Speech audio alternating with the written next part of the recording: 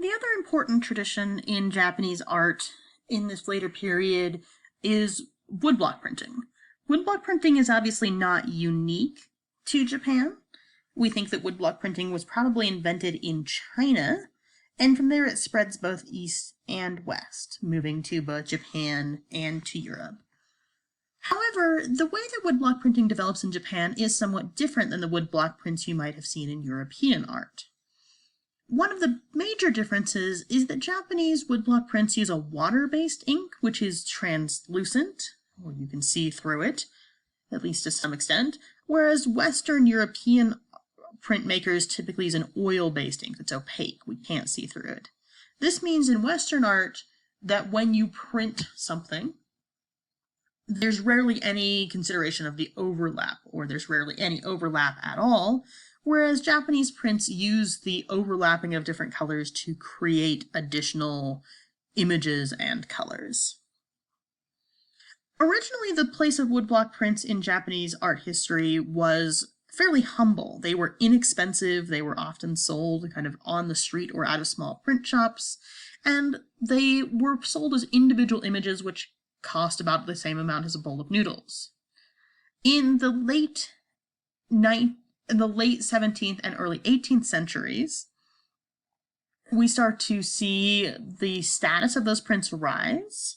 And by the early 19th century, woodblock prints are starting to be sold in albums, which makes them more valuable and more expensive. And they are starting to broaden the range of subject matter that is considered appropriate for prints, from purely kind of pop culture subjects. The early Japanese prints were largely geisha, kabuki actors, courtesans. And these later prints start to think about landscape and other more quote-unquote artistic subjects. The example we're seeing here, the Great Wave off of Kanagawa, is probably one of the most famous of the Japanese woodblock prints in both East and West today. And it was made by the artist Hokusai, who is, again, recognized as one of the foremost printmakers in the early 19th century. This particular print becomes particularly famous, and in part because it's the cover image. This comes from an album of 36 prints, all of which feature views of Mount Fuji. And it really mixes some Western influences or Western ideas in with very traditional Japanese ideas. So the subject matter here is quite traditional. We see landscape, and in particular we see the featuring of Mount Fuji, a kind of iconic part of the Japanese landscape.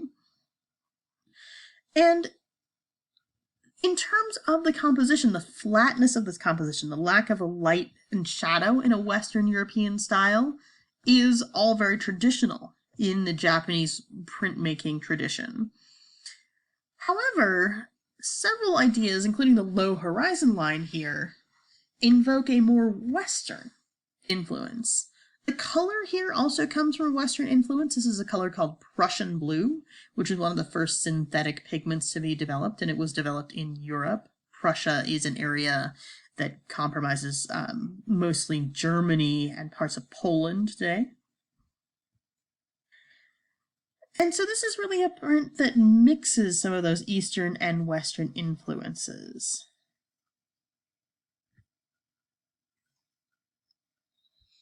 Other artists start to bring in Western influences even more obviously. So after Hokusai's death, Hiroshige really becomes a preeminent printmaker in mid-19th century Japan. And like Hokusai, Hiroshige's obviously incorporating some Western influence.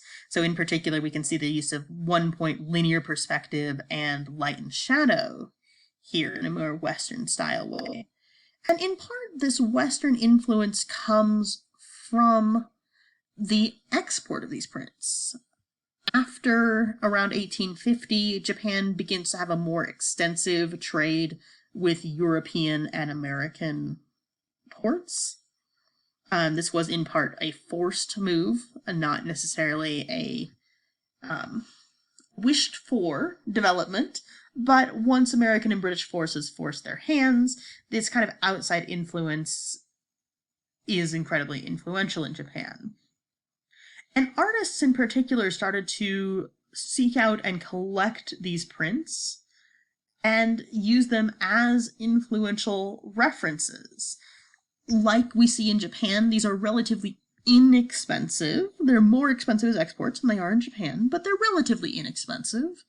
And this makes them affordable for artists who might be on a somewhat constrained budget. So, for instance, even artists like Van Gogh, who we know was not a very successful artist during his lifetime, didn't have a lot of money, owned several of this kind of Japanese prints.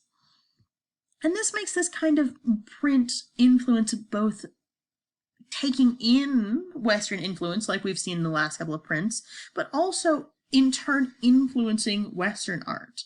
So in a couple of weeks, when we talk about the Impressionist and Post-Impressionist painters, we see a significant influence of this kind of Japanese print on Western art as well.